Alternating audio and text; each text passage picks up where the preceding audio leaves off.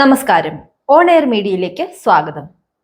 ശബരിമല അയ്യപ്പ ദർശനത്തിന് മാറ്റം വരുന്നു. നടപ്പാക്കുന്നത് അടുത്ത തീർത്ഥാടന കാലത്തിനു ശേഷം.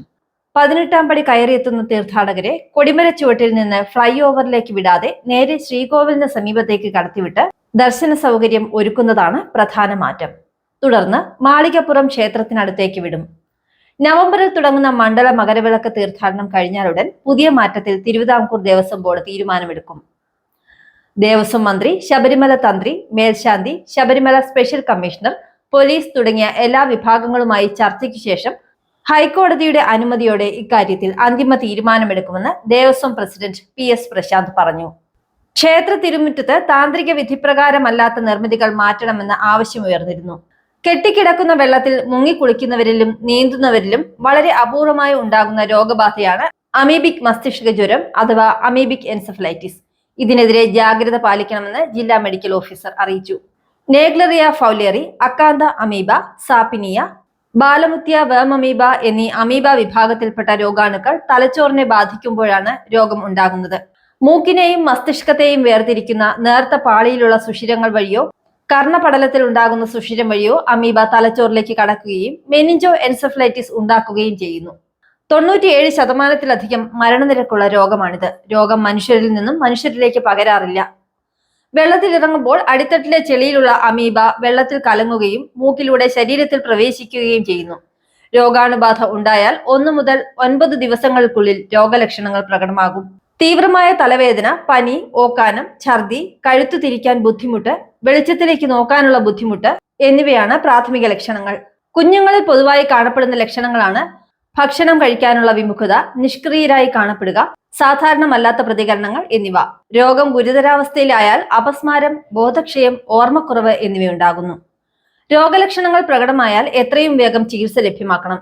കെട്ടിക്കിടക്കുന്ന വെള്ളത്തിൽ കുളിക്കുകയോ നീന്തുകയോ ചെയ്തവർ ആ വിവരം ഡോക്ടറെ അറിയിക്കണം. നീന്തൽ കുളങ്ങളിൽ പാലിക്കേണ്ട ശുചിത്വ നിർദ്ദേശങ്ങൾ ഇനി പറയുന്നു. ആഴ്ചയിലൊരിക്കൽ വെള്ളം പൂർണ്ണമായും ഒഴുക്കിക്കളയണം. സ്വിമ്മിംഗ് പൂളിന്റെ വശങ്ങളും തറയും ബ്രഷ് ഉപയോഗിച്ച് ഉരച്ചു കഴുകണം. പ്രതലങ്ങൾ നന്നായി ഉണങ്ങാൻ അനുവദിക്കണം. നീന്തൽ കുളങ്ങളിലെ ഫിൽറ്ററുകൾ വൃത്തിയാക്കി ഉപയോഗിക്കണം. പുതുതായി നിറയ്ക്കുന്ന വെള്ളം ക്ലോറിനേറ്റ് ചെയ്തതിനു ശേഷം മാത്രം ഉപയോഗിക്കുക. കൂടുതൽ വിവരങ്ങൾക്ക് ദിശയുമായി ബന്ധപ്പെടാൻ 1056 എന്ന നമ്പറിൽ വിളിക്കുക. തിരുവനന്തപുരം മൃഗശാലയിൽ നിന്നും വീണ്ടും ഹനുമാൻ കുരങ്ങുകൾ ചാടിപ്പോയി. 3 പെൺ ഹനുമാൻ കുരങ്ങുകളാണ് ചാടിപ്പോയത്. കുരങ്ങുകൾ മൃഗശാല പരിസരത്ത് തന്നെയുണ്ടെന്ന് അധികൃതർ പറയുന്നു. കുരങ്ങുകളെ തിരികെ എത്തിക്കാൻ നീക്കം ആരംഭിച്ചിട്ടുണ്ട്. കുറച്ചു മാസങ്ങൾക്ക് മുമ്പ് മൃഗശാല അധികൃതരെ നട്ടം തിരിച്ച് ഹനുമാൻ കുരങ്ങിന് പിന്നാലെയാണ് ഇപ്പോൾ പെൺകുരങ്ങുകൾ കൂടി ഇന്ന് രാവിലെ ചാടിപ്പോയത്. നിലമ്പൂരിൽ കഴിഞ്ഞ ദിവസത്തെ പൊതുയോഗം സംബന്ധിച്ച് ജനം വിലയിരുത്തട്ടെ എന്ന് PV അൻവർ MLA പറഞ്ഞു. ഇതൊരു വിപ്ലവമാകുമെന്നും അതിൽ പെട്ടതാണ് ഇതൊക്കെ എന്നും ആൾക്കൂട്ടത്തെ കാര്യമാക്കുന്നില്ലെന്നും തന്റെ നെഞ്ചത്തേക്ക് കയറാതെ സർക്കാർ യുവാക്കളുടെ കാര്യം നോക്കണമെന്നും PV അൻവർ ആവശ്യപ്പെട്ടു. തന്റെ മെക്കിട്ട് കയറിയാൽ തിരിച്ചും പറയും. CPIM നേതൃത്വം തന്നെ കൊണ്ട് പറയിപ്പിക്കുകയാണ്. രാഷ്ട്രീയ പാർട്ടി ഉണ്ടാക്കില്ലെന്ന് പറഞ്ഞിട്ടില്ല എന്നും ജനം രാഷ്ട്രീയ പാർട്ടിയായാൽ താൻ മുന്നിൽ നിൽക്കുമെന്നും PV അൻവർ പറഞ്ഞു. ഭാവിയിൽ എന്താണ് സംഭവിക്കുക എന്നതിൽ നല്ല ബോധ്യമുണ്ട്. പിതാവിനെ കുത്തിക്കൊന്ന് മകൻ ആത്മഹത്യ ചെയ്തുവെന്ന് പറയുന്നത് പോലെയാണ് മുഖ്യമന്ത്രി ചെയ്തത്. എന്താണെന്ന് ജനത്തിനറിയാം. മുഖ്യമന്ത്രിയുടെ തലയ്ക്ക് വെളിവില്ലെന്നും എന്തൊക്കെയോ പറയുന്നുവെന്നും അൻവർ വിമർശിച്ചു. അതേസമയം PV അൻവർ MLAക്കെതിരെ ആരോപണം ഘടിപ്പിച്ച് മുഖ്യമന്ത്രി പിണറായി വിജയനും രംഗത്തെത്തി. സ്വർണ്ണക്കടത്ത്, ഹവാല പണം പിടിച്ചതിലുള്ള അസ്വസ്ഥതയാണ് ഇപ്പോഴത്തെ അൻവറിന്റെ ആരോപണങ്ങൾക്ക് പിന്നിലെന്ന് മുഖ്യമന്ത്രി പറഞ്ഞു. ഈ പണം സംസ്ഥാന വിരുദ്ധ, രാജ്യവിരുദ്ധ പ്രവർത്തനങ്ങൾക്കാണ് ഉപയോഗിക്കുന്നതെന്നും മുഖ്യമന്ത്രി പ്രതികരിച്ചു. കക്കാടംപൊയിലിൽ അൻവറിന്റെ പാർക്കിലെ തടയണ പൊളിക്കും നടപടി വേഗത്തിലാക്കി കൂടരഞ്ഞി പഞ്ചായത്ത്. മലപ്പുറം ജില്ലയിലെ കക്കാടംപൊയിലിൽ PV അൻവറിന്റെ ഉടമസ്ഥതയിലുള്ള PVR നാച്ചുറൽ പാർക്കിലെ തടയണകൾ പൊളിച്ചു നീക്കാൻ കൂടരഞ്ഞി പഞ്ചായത്ത് നടപടി തുടങ്ങി. കാട്ടരുവിയുടെ ഒഴുക്ക് തടഞ്ഞുള്ള നിർമ്മാണങ്ങൾ പൊളിച്ചു നീക്കാൻ ടെൻഡർ വിളിക്കാൻ CPM ഭരിക്കുന്ന പഞ്ചായത്ത് അടിയന്തര യോഗം ചേർന്ന് തീരുമാനിച്ചു. തടയണ പൊളിക്കാൻ 8 മാസം മുൻപ് ഹൈക്കോടതി ഉത്തരവിട്ടിരുന്നെങ്കിലും പഞ്ചായത്ത് നടപടി വൈകിപ്പിക്കുകയായിരുന്നു.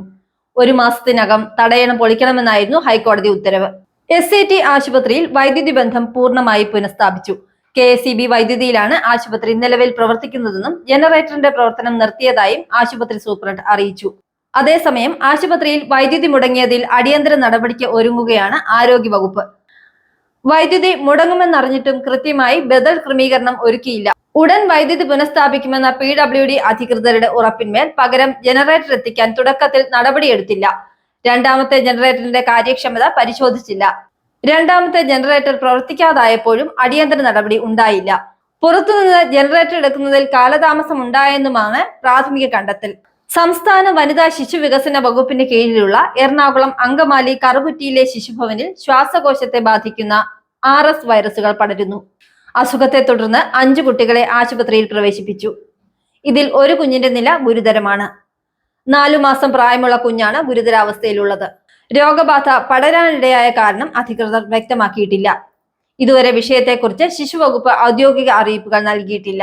വാർത്ത പുറത്തു വന്നതിന് പിന്നാലെ സംസ്ഥാനത്തുടനീളമുള്ള ശിശുഭവനുകളിൽ ജാഗ്രതാ നിർദ്ദേശം നൽകിയിട്ടുണ്ടെന്നാണ് വിവരം. 18 മാസത്തിൽ താഴെയുള്ള കുഞ്ഞുങ്ങളെയാണ് കൂടുതലായും രോഗം ബാധിക്കുന്നത്. താരതമ്യേന പുതിയ വൈറസ് രോഗമായ RS വൈറസ് രോഗത്തിന് മൂക്കൊലിപ്പ്, പനി, ശ്വാസതടസ്സം, വലിവ് എന്നിവയാണ് ലക്ഷണങ്ങൾ. ചില കുഞ്ഞുങ്ങളിൽ ന്യൂമോണിയയ്ക്ക് സമാനമായ ലക്ഷണങ്ങളും പ്രകടമാകാറുണ്ട്. മഴ, തണുപ്പ് കാലാവസ്ഥകളിലാണ് ഈ വൈറസ് കൂടുതലായി കാണുന്നത്. ബലാത്സംഗ കേസിൽ നടൻ സിദ്ദിഖിന് സുപ്രീം കോടതിയിൽ നിന്ന് മുൻകൂർ ജാമ്യം.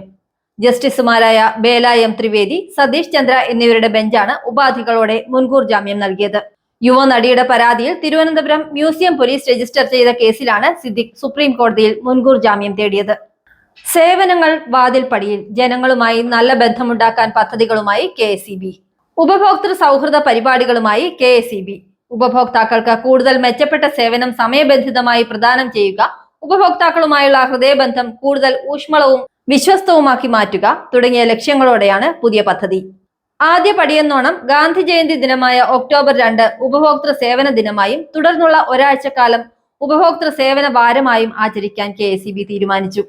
പുതിയ കണക്ഷനുകൾ നിയമപരമായ തടസ്സങ്ങളൊന്നുമില്ലെങ്കിൽ അപേക്ഷ ലഭിച്ച് 24 മണിക്കൂറിനുള്ളിൽ തന്നെ നൽകുന്നതിന് വേണ്ട നടപടികൾ സ്വീകരിക്കുന്നതാണ്. സേവനത്തിലെ പരിമിതികളും പരാതികളും തിരിച്ചറിഞ്ഞ് പരിഹാര നടപടികൾ സ്വീകരിക്കുന്നതിനായി അഭിപ്രായ സർവേ നടത്താനും ഉപഭോക്തൃ സദസ്സ് എന്ന പേരിൽ വാട്സാപ്പ് കൂട്ടായ്മകൾ രൂപീകരിച്ച് ഉപഭോക്താക്കളുമായി നിരന്തരം ആശയവിനിമയം നടത്താനും പദ്ധതിയുണ്ട്. വൈദ്യുതി പ്രതിസന്ധി നേരിടുന്ന കേരളത്തിന് 177 മെഗാവാട്ട് വൈദ്യുതി ലഭ്യമാക്കി കേന്ദ്ര ഊർജ്ജ മന്ത്രാലയം. വൈദ്യുതി പ്രതിസന്ധി നേരിടാൻ 300 മെഗാവാട്ട് വൈദ്യുതിയാണ് കേരളം ആവശ്യപ്പെട്ടത്. ഇത് പരിഗണിച്ചാണ് ഇപ്പോൾ 177 മെഗാവാട്ട് വൈദ്യുതി അനുവദിച്ചത്. ഒക്ടോബർ 1 മുതൽ 2025 മാർച്ച് 31 വരെ വൈദ്യുതി ലഭ്യമാകും. യൂണിറ്റിന് 5 രൂപയിൽ താഴെ വൈകിട്ട് 6 മുതൽ 11 വരെയുള്ള പീക്ക് മണിക്കൂറുകളിൽ ഉൾപ്പെടെ വൈദ്യുതി ലഭിക്കും. ഇന്ത്യക്ക് നിശബ്ദ കൊലയാളി. ഇന്ത്യ ആവശ്യപ്പെടുകയും അമേരിക്ക നിരസിക്കുകയും ചെയ്തിരുന്ന 31 MQ-9B ഡ്രോൺ നമുക്ക് നൽകാൻ അമേരിക്ക സമ്മതിക്കുകയും കരാർ ഒപ്പിടുകയും ചെയ്തു. ഇന്ത്യൻ പ്രധാനമന്ത്രിയുടെ ഗംഭീരമായ നയതന്ത്ര വിജയമാണ് $3.9 ബില്യൺ ഈ കരാർ. പ്രധാനമന്ത്രിയുടെ അമേരിക്കൻ പര്യടനത്തിലാണ് വളരെ കാലമായി ആവശ്യപ്പെട്ടിരുന്ന 31 MQ-9B കൈമാറ്റത്തിന് അമേരിക്കൻ കോൺഗ്രസിന്റെ അംഗീകാരം ലഭിച്ചത്. നിശബ്ദമായി പറക്കുന്ന ഈ ആളില്ലാ വിമാനത്തിന് 1700 കിലോഗ്രാം ആയുധങ്ങൾ വഹിക്കാൻ കഴിയും. 4 മിസൈലുകളും 450ഓളം ബോംബുകളും ഘടിപ്പിച്ച് പറക്കാൻ കഴിയുന്ന 31 MQ-9Bക്ക് അതിനാൽ തന്നെ നിശബ്ദ കൊലയാളി എന്ന പേരുമുണ്ട്.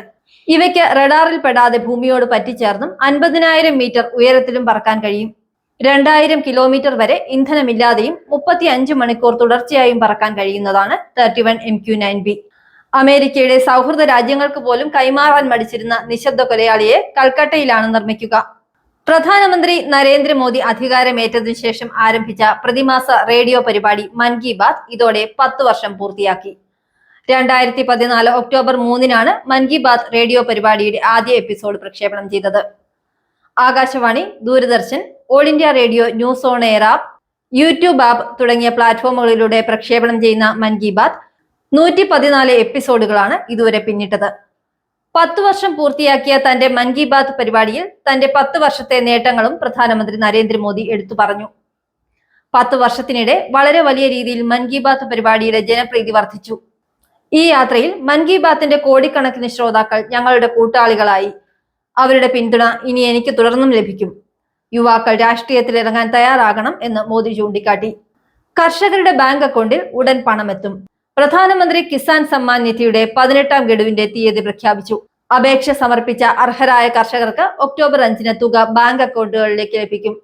PM കിസാൻ യോജനയുടെ ഏകദേശം 8.5 കോടി ഗുണഭോക്താക്കൾക്ക് ഒരു ഗഡുവിൽ 2000 രൂപ എന്ന കണക്കിൽ ഒരു വർഷത്തിൽ 3 തവണയായി 6000 രൂപ ലഭിക്കുന്നു. കിസാൻ സമ്മാൻ നിധിയുടെ 17 ഗഡുക്കളാണ് കേന്ദ്ര സർക്കാർ ഇതുവരെ പുറത്തിറക്കിയത്. സ്കീമിന് കീഴിൽ രജിസ്റ്റർ ചെയ്തിട്ടുള്ള എല്ലാ കർഷകർക്കും അവരുടെ അക്കൗണ്ടിലേക്ക് പണം ക്രെഡിറ്റ് ചെയ്യുമ്പോൾ സ്റ്റാറ്റസിന്റെ ട്രാക്ക് പരിശോധിക്കാൻ കഴിയും. അതേസമയം ലഭിക്കുന്നതിന് KYC നിർബന്ധമാണെന്ന് അർഹരായ കർഷകർ ശ്രദ്ധിക്കേണ്ടതാണ്. OTP അടിസ്ഥാനമാക്കിയുള്ള KYC PM കിസാൻ പോർട്ടലിൽ ലഭ്യമാണ്. അല്ലെങ്കിൽ ബയോമെട്രിക് അടിസ്ഥാനമാക്കിയുള്ള KYCക്കായി അടുത്തുള്ള CSC കേന്ദ്രങ്ങൾ ബന്ധപ്പെടാവുന്നതാണ്.